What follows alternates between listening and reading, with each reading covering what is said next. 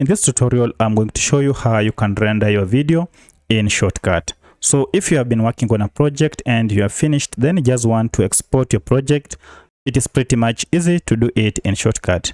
All you need to do is to tap on this option called Export. And from here, you may want to go ahead and choose the best quality that you want. If your video or your project is for YouTube, you can just go ahead and look for the YouTube option. And here it is. Once you find it, just tap on it. And it means you'll render your video in a format that is best for YouTube.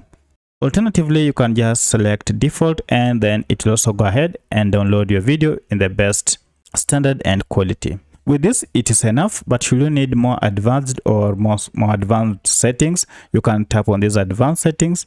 Then you may go ahead and change, if you want to change the frames per second, you can change it from here.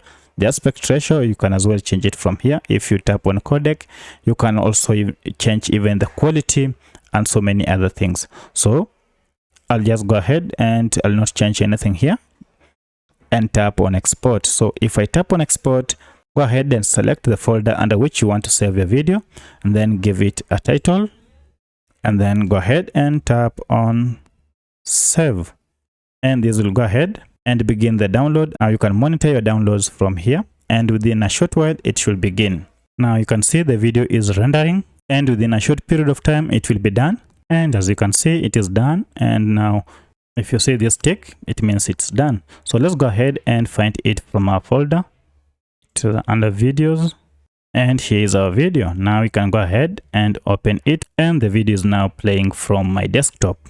So that's how you render your video or a project from Shotcut video editor.